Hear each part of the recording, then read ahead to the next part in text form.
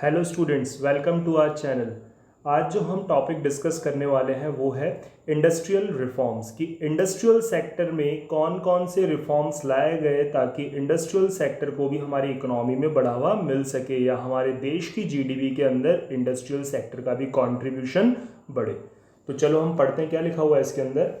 The developing country like India can progress only if they have a good industrial sector। कि जो हमारी India एक developing country है हमें सबको पता है, और डेवलपिंग कंट्री इंडिया जैसी अगर कंट्री अगर क्या करना चाहती है, डेवलप करना चाहती है या प्रोग्रेस करना चाहती है, तो उसमें उसका इंडस्ट्रियल सेक्टर का भी योगदान होना ज़रूरी है। क्यों? क्योंकि इंडस्ट्रियल सेक्टर क्या करता है, provides employment which is more stable then the employment in agriculture. मतलब जो हमें एग्रीकल्चरल सेक्टर में एम्प्लॉयमेंट मिलता है उसके कंपैरिजन में जो इंडस्ट्रियल सेक्टर में एम्प्लॉयमेंट होता है वो ज़्यादा स्टेबल होता है। ठीक है, क्योंकि एग्रीकल्चरल सेक्टर पे तो जो एम्प्लॉयमेंट है वो खुद किसके ऊपर डिपेंड है, मानसून के ऊपर डिपेंड है। अगर खेती बाड़ी करते भी हो तो पानी तो चाहिए आपको, इरिगेशन फैसिलिटीज़ प्रॉपर भी तो होनी चाहिए। अगर वही आपके पास अवेलेबल नहीं होंगी तो कामकाज कैसे बढ़ेगा? क्यों? क्योंकि एग्रीकल्चर किसके ऊपर डिपेंड है, मानसून के ऊपर डिपेंड, और मानसून क्या है, अनसर्टेन है। तो एम्प्लॉयमेंट अपॉर्चुनिटीज़ भी क्या होंगी, अनसर्टेन होंगी। लेकिन इंडस्ट्रियल सेक्टर में जो एम्प्लॉयमेंट अपॉर्चुनिटीज़ प्रोवाइड होती है वो क्या होती हैं, एज कम्पेयर टू एग्रीकल्चर ज़्यादा स्टेबल रहती हैं। तो क्या बोला गया है, इंडस्ट्रियलाइजेशन प्रमोट्स मॉडर्नाइजेशन। इंडस्ट्रियलाइजेशन के थ्रू मॉडर्नाइजेशन भी आता है हमारी कंट्री के अंदर, और ओवरऑल प्रॉस्पेरिटी। प्रॉस्पेरिटी मतलब समृद्धि, सफलता, खुशहाली। Due to this reason 5 year plan stress a lot on industrial development. सिर्फ इन्हीं कारणों की वजह से ही जो 5 ईयर प्लान्स बनाए जाते हैं उसमें इंडस्ट्रियल रिफॉर्म्स को भी क्या किया जाता है, कंसिडर किया जाता है।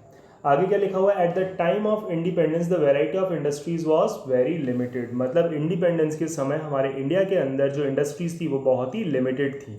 The cotton, textile and jute industries were mostly developed in India. की इंडिया के अंदर इंडिपेंडेंस के टाइम पे जनरली कॉटन और जूट इंडस्ट्रीज जो थी, या हाँ कॉटन, टेक्सटाइल और जूट इंडस्ट्रीज थी, वो क्या हो चुकी थी, डेवलप पहले से ही हो चुकी थी। फिर आगे लिखा हुआ है, there were only 2 well manage iron and steel firms. मतलब इंडिपेंडेंस के टाइम पे बात बता रहे हैं कि उस समय सिर्फ 2 ही ऐसी आयरन एंड स्टील फर्म्स थी जो क्या थी, वेल मैनेज थी। कौन सी?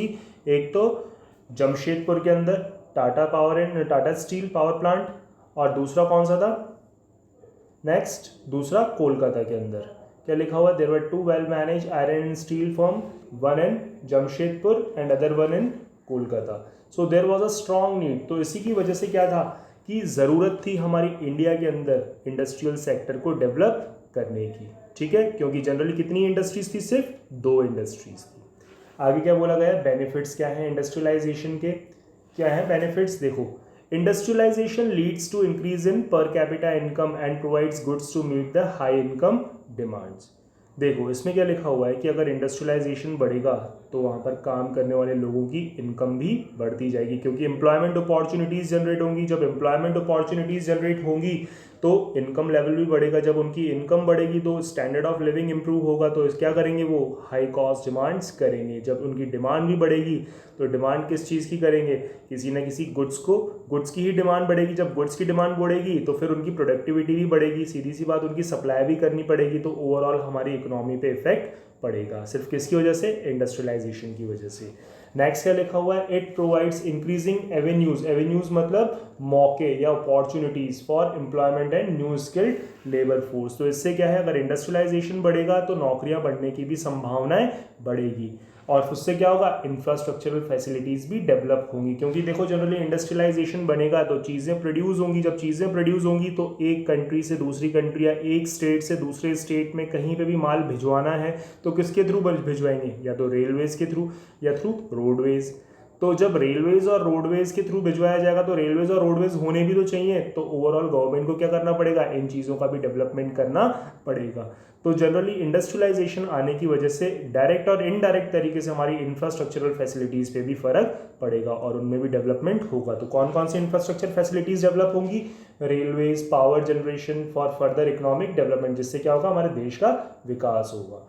आगे क्या लिखा हुआ है, it helps in earning foreign exchange as income elasticity of demand for industrial products is much higher than that of agricultural products. देखो सबसे पहले बताऊं कि इनकम इलास्टिसिटी का मतलब क्या होता है। जनरली जब आपने 11th में चैप्टर पढ़ा था डिमांड चैप्टर, उसके अंदर हमने क्या पढ़ा था, relationship between demand and price. मतलब अगर प्राइस ज़्यादा बढ़ती है तो क्या होगी, प्राइस किसी चीज़ की ज़्यादा बढ़ेगी तो उसकी डिमांड कम होगी। ठीक है, तो वो क्या कहलाता था हमारा, प्राइस इलास्टिसिटी कहलाता था। लेकिन इनकम इलास्टिसिटी क्या होता है, जब हम इनकम के साथ डिमांड को कंपेयर करते हैं कि जैसे जैसे किसी पर्टिकुलर इंडिविजुअल की क्या होगी, इनकम बढ़ती जाएगी तो वो गुड्स की डिमांड भी ज़्यादा करेगा। आ गई बात समझ में?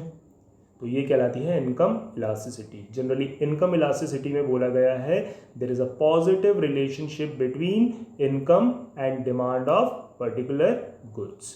आ गई बात समझ में? तो यही बोला गया इसके अंदर कि it helps in earning foreign exchange as income elasticity of demand for industrial products is much higher than that of agricultural products. देखो, जब एग्रीकल्चर प्रोडक्ट्स थे, जब हम एग्रीकल्चर की प्रोडक्टिविटी करते थे, जो एक्सेस बचता था तो हम क्या करते थे, उन चीज़ों को बेचते थे। ठीक है, और हम अगर उनको बाहर भी बेचते थे तो वहाँ से फॉरेन एक्सचेंज भी अर्न कर सकते थे। लेकिन as compare to agricultural products तो क्या बोला गया है, इंडस्ट्रियल प्रोडक्ट्स की गुड्स की डिमांड ज़्यादा होती है। कहाँ पर, फॉरेन के अंदर। तो सीधी सी बात है, वहाँ से हम क्या कर सकते हैं, ज़्यादा फॉरेन एक्सचेंज को अर्न कर सकते हैं। ठीक है, क्योंकि जैसे जैसे इनकम बढ़ेगी गुड्स की डिमांड भी बढ़ती जाएगी। कौन से गुड्स की, इंडस्ट्रियल गुड्स की। फिर आगे क्या लिखा हुआ है, नेक्स्ट टॉपिक आता है हमारा role of public sector in industrial development. क्या लिखा हुआ है, at the time of independence a big question facing the policy makers was to decide the role of government. मतलब इंडिपेंडेंस के समय जो सबसे बड़ा सवाल पैदा हुआ था पॉलिसी मेकर्स के सामने, वो क्या था कि इंडस्ट्रियलाइजेशन के अंदर पब्लिक सेक्टर का क्या रोल है।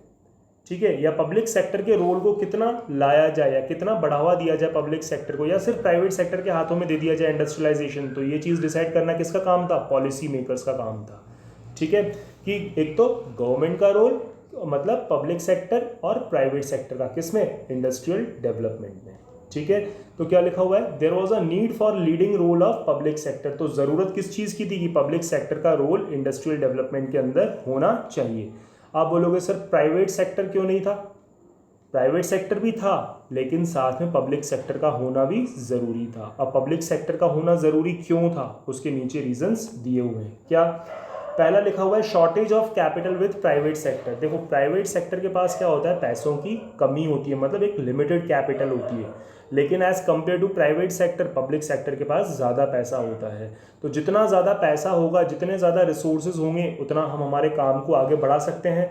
तो जितना ज़्यादा हम हमारे काम को आगे बढ़ाएंगे तो हमारा इंडस्ट्रियल सेक्टर भी उतना आगे जाएगा, उसको कभी भी रिसोर्सेज की कमी नहीं आएगी। तो देखो क्या लिखा हुआ है इसके अंदर, private entrepreneurs did not have capital to undertake investment in industrial ventures. मतलब इंडस्ट्रीज के अंदर पैसा इन्वेस्ट करने के लिए जो प्राइवेट एंटरप्रेन्योर्स हैं उनके पास सफिशिएंट पैसा नहीं होता है, जितना उनको डेवलपमेंट की, हमारे इंडिया इकोनॉमी की डेवलपमेंट के लिए चाहिए होता है। कि इंडिया की इकोनॉमी को डेवलप करने के लिए जो इंडस्ट्रियल सेक्टर को डेवलप करना है, और इंडस्ट्रियल सेक्टर को डेवलप करने के लिए जितने पैसे की इन्वेस्टमेंट करने की आवश्यकता है, प्राइवेट एंटरप्रेन्योर्स के पास उन चीज़ों की इतनी संभावनाएं नहीं है।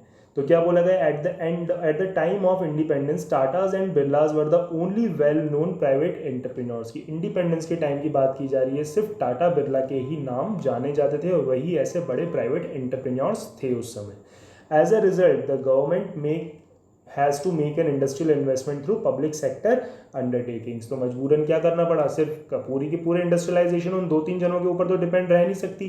तो मजबूरन क्या करना पड़ा, गवर्नमेंट को अपने इन्वेस्टमेंट करने पड़े। कहाँ पर, पब्लिक सेक्टर्स के अंदर, पब्लिक सेक्टर अंडरटेकिंग्स के थ्रू, मतलब PSUs के थ्रू गवर्नमेंट क्या करती थी, इंडस्ट्रियलाइजेशन को बढ़ावा देने के लिए इंडस्ट्रियल सेक्टर के अंदर इन्वेस्टमेंट करने लगी। ठीक है, सेकेंड पॉइंट क्या कह रहा है, lack of incentives for private sector. The Indian market was not big enough to encourage private industrialists to undertake major projects, even if they had to do so. Due to limited size of market, there was low level of demand for industrial goods. देखो क्या बोला गया यहाँ पर कि India का market क्या है, इतना बड़ा नहीं है। जब मार्केट ही इतना बड़ा नहीं है तो गुड्स की डिमांड कैसे इतनी ज़्यादा होगी। जब गुड्स प्रोड्यूस किए भी जाएंगे इंडस्ट्रियल सेक्टर के अंदर तो उनको कहाँ बेचा जाएगा। तो मार्केट की क्या थी, कमी थी। ठीक है, और दूसरी मेन प्रॉब्लम क्या थी, पैसे की कमी थी। तो यही बोला गया है the Indian market was not big enough, कि इंडिया का मार्केट इतना बड़ा नहीं है कि प्राइवेट इंडस्ट्रियलिस्ट या प्राइवेट जो सेक्टर है वो क्या हो सके, कन्विंस हो सके, मोटिवेट हो सके कि हाँ वो आगे बढ़ के आए कि हाँ हम इंडस्ट्रियलाइजेशन को बढ़ावा देंगे, क्योंकि उनको पहले से ही पता था कि इंडिया का मार्केट क्या है, स्मॉल है। अगर हम इंडस्ट्रियल सेक्टर के अंदर पैसा लगाएंगे भी और चीज़ों को बना भी रहे हैं तो बेचेंगे कहाँ पर? तो जनरली प्राइवेट सेक्टर क्या करता था, इंटरेस्ट नहीं दिखाता था किसके अंदर, इंडस्ट्रियल सेक्टर में इन्वेस्ट करने के लिए। तो मजबूरन किसको करना पड़ता था इन्वेस्ट, पब्लिक सेक्टर को करना पड़ता था। ठीक है, तो फिर क्या लिखा हुआ है, due to limited size of market there was a low level of demand for industrial goods. कि देखो मार्केट क्या है, मार्केट साइज स्मॉल है, जब मार्केट साइज स्मॉल है चीज़ें बन भी जाएंगी तो उनको बेचा कहाँ जाएगा। तो जनरली स्मॉल मार्केट के कारण पब्लिक सेक्टर को ही मजबूरन इन्वेस्टमेंट करना पड़ता था इंडस्ट्रियलाइजेशन को बढ़ावा देने के लिए, क्योंकि प्राइवेट सेक्टर में से कोई भी इंटरेस्ट नहीं दिखा रहा था। आ गई बात समझ में। नेक्स्ट आता है हमारा, नेक्स्ट पॉइंट है ऑब्जेक्टिव्स ऑफ सोशल वेलफेयर। देखो जनरली अगर इंडस्ट्रियल सेक्टर के अंदर कंप्लीटली प्राइवेटाइजेशन आ जाए तो वो सिर्फ अपने हक के लिए काम करेंगे, हमें तो सिर्फ प्रॉफिट कमाने से मतलब है, भाड़ में गई सोसाइटी नहीं। तो अगर भाड़ में गई सोसाइटी तो उसका बेनिफिट क्या हो सकेगा, अगर प्राइवेट सेक्टर आएगा तो उनका बेनिफिट्स कुछ हैंडफुल ऑफ पीपल मतलब गिनती के लोगों को मिलेगा, जो उनके मिलने वाले होंगे या जो रिच पर्सन्स होंगे जनरली उनके लिए चीज़ें बनाई जाएंगी। लेकिन हमारा देश क्या है, एक तरीके से डेमोक्रेटिक कंट्री है, मतलब लोकतांत्रिक है। ठीक है, मतलब यहाँ पर सबका भला होना चाहिए ये सोचा जाता है, चाहे वो हिंदू हो, चाहे मुसलमान हो, चाहे अमीर हो, चाहे गरीब हो, हर किसी का भला होना चाहिए। जो चीज़ें बनाई जा रही है उसका बेनिफिट हर इंसान को मिलना चाहिए, ये सोचा जाता है और यही सोच है हमारे देश की। तो इसलिए क्या किया गया, पब्लिक सेक्टर को लाया गया। क्यों? क्योंकि पब्लिक सेक्टर का मेन रोल क्या होता है, पब्लिक का भला हो, मतलब सोसाइटी का भला हो, सोशल वेलफेयर को कंसीडर किया जाता है। तो इसलिए भी क्या किया गया, ये भी एक मेन रीज़न है कि इंडस्ट्रियलाइजेशन को बढ़ावा देने के लिए पब्लिक सेक्टर को आगे किया गया। तो क्या लिखा हुआ है, the object of equity and social welfare. Equity मतलब सबको इक्वल ट्रीट करना, चाहे वो हिंदू मुसलमान हो, चाहे अमीर और गरीब हो, रिच और पुअर हो, और सोसाइटी का वेलफेयर करना। और ये कौन करता है, गवर्नमेंट करती है। तो क्या लिखा हुआ, the object of equity and social welfare of the government could be achieved only through the direct participation of the state. कि जो ये मेन मोटिव है सरकार के, कौन से, इक्विटी मतलब सबको इक्वल ट्रीट करना या सोसाइटी का वेलफेयर करना, जो कि एक मेन ऑब्जेक्टिव किसका है, गवर्नमेंट का। अगर इसी ऑब्जेक्टिव को और आगे पूरा किया जाए तो सिर्फ वो एक ही जना पूरा कर सकता है, कौन, गवर्नमेंट खुद। तो इसलिए बोला गया इंडस्ट्रियलाइजेशन के अंदर गवर्नमेंट सेक्टर का रोल बढ़ाया जाए, या इंडस्ट्रियलाइजेशन के अंदर इन्वेस्टमेंट किसका किया जाए, पब्लिक सेक्टर को किया जाए, या पब्लिक सेक्टर द्वारा इन्वेस्टमेंट किया जाए, ताकि ज़्यादा से ज़्यादा होल्डिंग्स किसके पास हो, पब्लिक सेक्टर खुद के पास हो। ठीक है, नेक्स्ट क्या लिखा हुआ है, development of infrastructure due to huge and low profitability. देखो इन्वेस्टमेंट ज़्यादा था इस सेक्टर के अंदर और प्रॉफिट मार्जिन क्या था, कम था। तो क्या लिखा हुआ है, the private sector does not undertake many infrastructural projects. क्यों? क्योंकि इसके अंदर देखो पैसा कम था। ठीक है, पैसा कम था, प्रॉफिट कम आ रहा था। तो प्राइवेट सेक्टर के पास, अगर प्राइवेट सेक्टर होता, उससे अगर कम प्रॉफिट होता, तो क्या वो इंफ्रास्ट्रक्चर फैसिलिटीज़ को डेवलप करने में अपना योगदान देता? नहीं, वो तो बोलता हमें कोई मतलब नहीं है, हमें पैसा मिला ही नहीं है इतना, हमें इतना प्रॉफिट हो ही नहीं रहा इंडस्ट्रीज से, तो हम क्यों रोड और रेलवेज बनवाएं। यहाँ तक कि क्या, अगर सरकार आती है, अगर गवर्नमेंट करती है ये काम, इंडस्ट्रियलाइजेशन सेक्टर को बढ़ावा देती है, तो चाहे कितना भी पैसा आए, कम आए, ज़्यादा आए, कैसा भी, तो साथ साथ गवर्नमेंट क्या करती है, सोसाइटी का भला भी देखती है, और इसके साथ साथ डायरेक्ट और इनडायरेक्ट तरीके से हमारे इंफ्रास्ट्रक्चरल फैसिलिटीज जैसे roads, railways, bridges, dams, flyovers, communication network, transportation, ये सारी चीज़ों की सुविधाएं भी हमने डायरेक्ट तरीके से मिलने लगती हैं। तो सिर्फ किसकी वजह से होता है, इंडस्ट्रियल डेवलपमेंट की वजह से होता है। और ये इंडस्ट्रियल डेवलपमेंट कौन अगर करे, तो पब्लिक सेक्टर अपना इंटरेस्ट दिखाए। तो अगर पब्लिक सेक्टर का इन्वेस्टमेंट इंडस्ट्रियल सेक्टर के अंदर बढ़ेगा तो ओवरऑल इंफ्रास्ट्रक्चरल फैसिलिटीज़ भी हमारी कंट्री के अंदर डेवलप होंगी। आगे बात समझ में, क्या लिखा हुआ है, due to huge investment and low profitability private sector does not undertake many infrastructural projects. क्यों? क्योंकि देखो इन्वेस्टमेंट ज़्यादा है लेकिन रिटर्न कम है। तो इसका मतलब क्या है, प्राइवेट सेक्टर अपना इतना इन्वॉल्वमेंट नहीं दिखाता। वो क्या बोलता है, पहले हमें इतना कम प्रॉफिट हो रहा है, मतलब ही नहीं, हम तो बस इंडस्ट्रीज चलाएंगे, इंफ्रास्ट्रक्चर फैसिलिटीज़ डेवलप करना हमारा काम नहीं है। लेकिन अगर यहीं पब्लिक सेक्टर होता तो वो क्या करता है, इंडस्ट्रियल सेक्टर को बढ़ावा देने के साथ साथ इंफ्रास्ट्रक्चरल फैसिलिटीज़ को भी बढ़ावा देता है। तो किसका होना ज़्यादा ज़रूरी है इंडस्ट्रियल सेक्टर में, प्राइवेट सेक्टर का कि पब्लिक सेक्टर का? क्योंकि देखो अगर प्राइवेट सेक्टर होगा तो वो सिर्फ इंडस्ट्रियल डेवलपमेंट करेगा, इंफ्रास्ट्रक्चर फैसिलिटीज़ आपको नहीं मिलेंगी। लेकिन पब्लिक सेक्टर जब गवर्नमेंट आएगी तो इंडस्ट्रीज़ को तो चलाएगी, लेकिन जहाँ इंडस्ट्रीज सेटअप होंगी वहाँ से गाड़ियाँ आएंगी जाएंगी, माल आएगा जाएगा, तो उसके लिए रोड्स बनेंगे, रेलवेज, ट्रांसपोर्टेशन, कम्युनिकेशन नेटवर्क, ये सारी सुख सुविधाएँ भी एक जनरल पब्लिक को मिलेंगी। तो ओवरऑल डेवलपमेंट कहाँ होता है? गवर्नमेंट के आने से या पब्लिक सेक्टर के आने से। आगे बात समझ में? तो ये क्या था हमारा role of public sector in industrial development. ठीक है, अब हमारा नेक्स्ट टॉपिक क्या आता है? हमारा है इंडस्ट्रियल पॉलिसी रेवोल्यूशन 1956, जिसको हम किस नाम से जानते थे? आईपीआर जानते हैं, आईपीआर 1956। देखो क्या लिखा हुआ है इसके अंदर, industrial policy is an important instrument through which government regulate industrial activities. देखो इसमें बोला गया है जो इंडस्ट्रियल पॉलिसी बनाई गई, इसमें रूल्स एंड रेगुलेशंस लिखे गए कि हमारे इंडिया के अंदर किस तरीके से इंडस्ट्रियल सेक्टर को चलाया जाएगा और इंडस्ट्रियल सेक्टर को रन किया जाएगा। ठीक है, तो ये रूल्स एंड रेगुलेशंस किसने बनाए थे? गवर्नमेंट ने बनाए थे। तो ये लिखा हुआ है गवर्नमेंट रेगुलेट किसको? इंडस्ट्रियल एक्टिविटीज़ की। जो इंडस्ट्रियल सेक्टर है वो किन किन तरह की एक्टिविटीज़ को परफॉर्म करेगा। आगे क्या लिखा हुआ है? The main aim of industrial policy is to direct the pattern of industrial development. की मेन एम क्या था इंडस्ट्रियल पॉलिसी लाने का? कि इंडस्ट्रियल डेवलपमेंट का एक पैटर्न पहले से ही तैयार किया जाए ताकि उसी रास्ते पे चला जाए, और speed of industrialisation in according to the economic programme of the government. मतलब जैसा गवर्नमेंट चाहती है उसी तरीके से या उसी पाथ को फॉलो करते हुए हम हमारी इंडस्ट्रियलाइजेशन ग्रोथ में स्पीड लेके आए।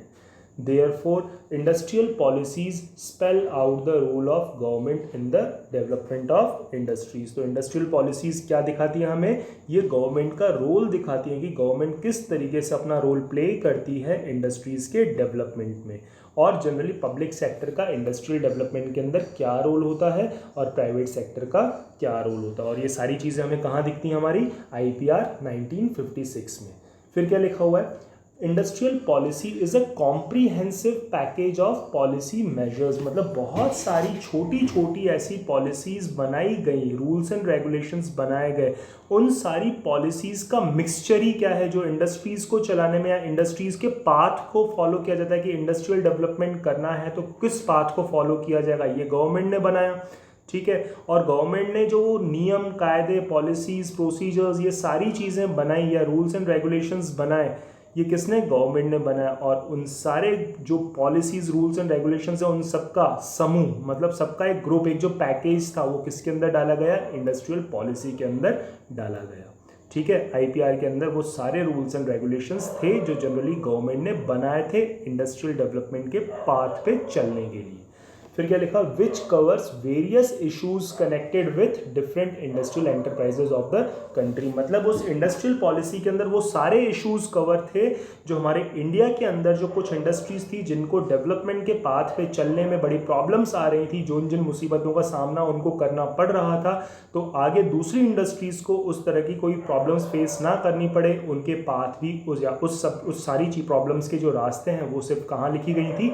इंडस्ट्रियल पॉलिसीज में लिखी गई थी। ठीक है, जो हमारा अगला टॉपिक है वो कह रहा है कि जो आईपीआर 1956 बनाया गया था उसको बनाने का मेन उद्देश्य क्या था, ऑब्जेक्टिव्स क्या थे। तो ऑब्जेक्टिव्स अगर एग्जाम्स में पूछता है कि what are the objectives of IPR 1956, तो आपको ये सारे नेक्स्ट जो अभी पढ़ेंगे अपन वो सारे पॉइंट्स लिखने पड़ेंगे।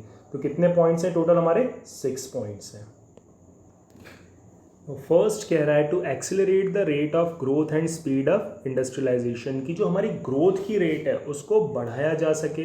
ठीक है, और इंडस्ट्रियलाइजेशन की प्रोग्रेस में स्पीड लाई जाए, इसलिए क्या बनाई गई? आईपीआर 1956 को लाया गया, ये पॉलिसी बनाई गई। दूसरा क्या मेन रीज़न है आईपीआर मतलब ये पॉलिसी बनाने का या रूल बनाने का? ताकि हमारी इंडिया के अंदर हैवी इंडस्ट्रीज़ या मशीन मेकिंग इंडस्ट्रीज़ हैं इनका भी डेवलपमेंट किया जाए या इनको भी बढ़ावा दिया जाए। और तीसरा क्या है? पब्लिक सेक्टर का इन्वॉल्वमेंट एक्सपैंड करने के लिए, पब्लिक सेक्टर को इन्वॉल्व करने के लिए किसके अंदर? इंडस्ट्रियलाइजेशन के अंदर क्या लाया गया? आईपीआर को लाया गया। नेक्स्ट क्या लिखा हुआ है, unequal distribution of income and wealth को ख़त्म करने के लिए, जो क्या डिस्पैरिटीज़ क्या होता है, भेदभाव, जो भेदभाव हो रहा था इनकम और वेल्थ डिस्ट्रीब्यूशन में, उसको ख़त्म करने के लिए आईपीआर को लाया गया, क्योंकि इसके अंदर क्या था, equal distribution of income and wealth, मतलब सबको समान रूप से क्या मिलना चाहिए, बेनिफिट मिलना चाहिए। नेक्स्ट क्या लिखा हुआ है, to build up a large and growing cooperative sector, cooperative sector को बढ़ावा देने के लिए इंडस्ट्रीज में क्या लाया गया, आईपीआर 1956 को बनाया गया। आगे क्या कह रहा है, to prevent monopolies and concentration of wealth and income in the hands of small number of individuals, की जनरली देखो कुछ अगर लोगों के हाथ में कंट्रोल दे दिया जाता था तो क्या करते थे, मोनोपोली क्रिएट हो जाती थी, सिर्फ अपना अधिकार समझते थे, तो वो मनमाना रेट क्या करते थे, दूसरों से वसूल करते थे।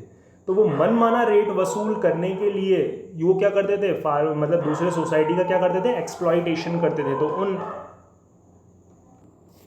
एक्सप्लॉइटेशन से बचने के लिए, ठीक है, किसके द्वारा, जो कुछ लोग अपने हाथ में अधिकार लेके बैठ जाते थे, क्योंकि देखो अगर जनरली पब्लिक सेक्टर को इंडस्ट्रीज ना दे के प्राइवेट सेक्टर के हाथ में चल जाती हैं तो वो अपनी मनमानी करते, वो अपना अधिकार जमाते, तो उनको अधिकार ना मिले, वो अपनी मनमानी ना कर सकें, सोसाइटी के बेनिफिट के लिए सोचें, तो इसलिए क्या बनाई गई, आईपीआर बनाई गई, और इसमें पब्लिक सेक्टर का इन्वॉल्वमेंट ज़्यादा किया गया। क्यों, क्योंकि मेन ऑब्जेक्टिव क्या था इंडस्ट्रियल ग्रोथ का, कि सोसाइटी का वेलफेयर किया जा सके।